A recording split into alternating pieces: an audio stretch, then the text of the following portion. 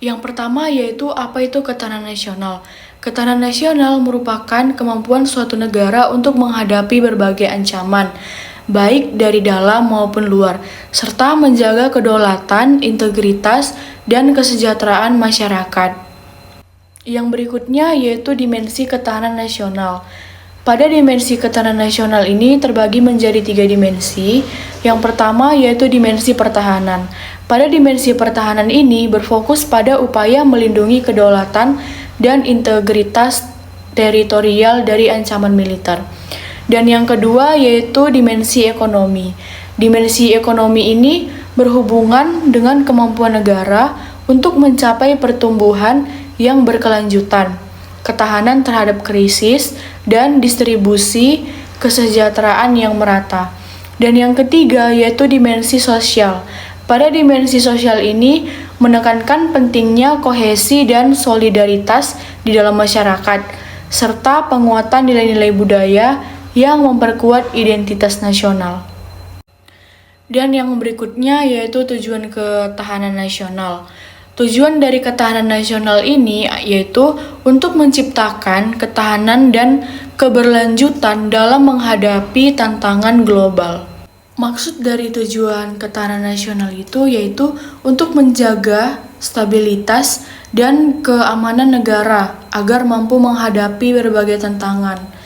Jadi ini mencakup aspek politik, ekonomi, sosial, budaya, serta pertahanan dan keamanan.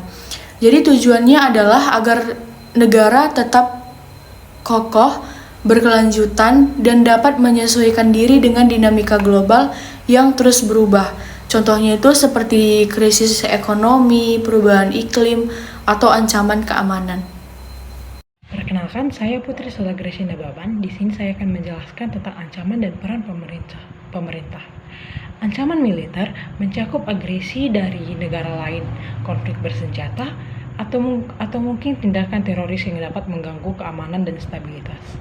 Sementara itu, ancaman non-militer meliputi terorisme, kejahatan siber, disinformasi, serta masalah sosial seperti ketidakpuasan masyarakat dan perpecahan sosial. Selain itu, ancaman terhadap lingkungan seperti perubahan iklim dan bencana alam juga dapat mengganggu ketahanan ekonomi dan sosial. Semua ancaman ini dapat melemahkan kemampuan negara untuk melindungi kedaulatan dan meningkatkan kesejahteraan masyarakat, sehingga perlu adanya strategi yang efektif dilakukan untuk menghadapi hal tersebut. Peran pemerintah. Dalam hal ini, pemerintah juga berperan dalam mengedukasi masyarakat tentang pentingnya ketahanan nasional dan melibatkan mereka dalam program-program yang mendukung solidaritas sosial. Selain itu, diplomasi internasional dilakukan untuk menjalin kerjasama dengan negara lain, mengurangi risiko ancaman, dan meningkatkan posisi negara di kancah global yang terjadi saat ini. Peran masyarakat.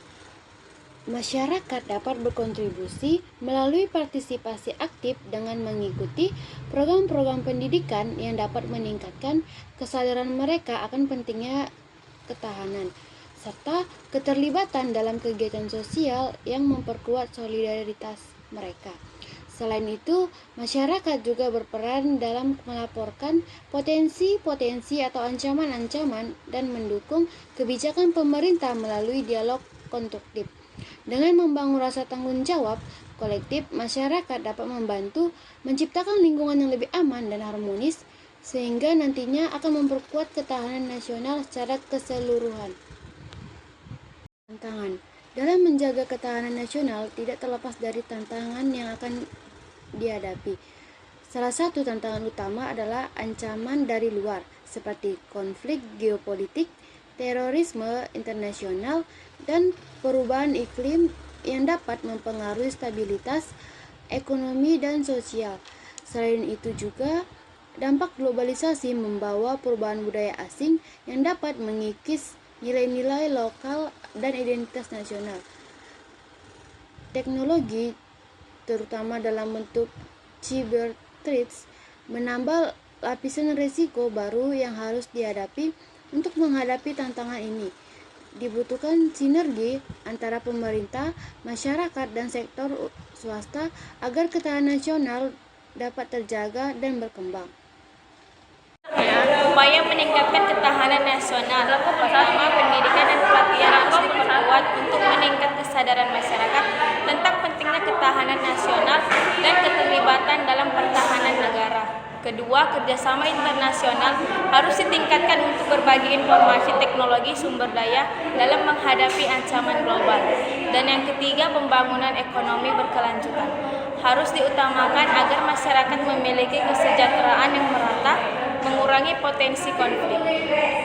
Selain itu, penguatan infrastruktur dan sistem keamanan siber juga penting untuk melindungi dari ancaman digital. Dengan langkah-langkah ini, ketahanan nasional dapat diperkuat secara holistik. Studi kasus yaitu saat gempa di Palu pada 2018, ada koordinasi antara pemerintah, TNI, dan relawan untuk memberikan bantuan kemanusiaan dengan cepat. Selain itu, upaya menjaga stabilitas ekonomi selalu program-program perlindungan sosial selama pandemi COVID-19 juga mencerminkan penerapan ketahanan nasional di mana pemerintah berusaha melindungi masyarakat dari dampak ekonomi yang parah. Situasi-situasi ini menunjukkan bagaimana kolaborasi antara semua pihak dapat memperkuat ketahanan dan kesiapsiagaan. Baik, saya Putri Sola Gracia Nababan di sini akan menyimpulkan hasil diskusi kelompok kami, yaitu hal ini merupakan fondasi penting bagi kedaulatan dan stabilitas suatu negara. Ketahanan nasional melibatkan berbagai dimensi pertahanan, ekonomi, sosial, politik, dan budaya yang saling mendukung dalam menghadapi berbagai ancaman. Peran pemerintah dan masyarakat sangat krusial untuk menciptakan sinergi yang efektif, memastikan bahwa semua elemen berkontribusi dalam menjaga keamanan dan kesejahteraan. Dengan upaya yang bersama, ketahanan nasional dapat diperkuat sehingga negara dapat menghadapi tantangan global dan memelihara integritas serta berkelanjutan.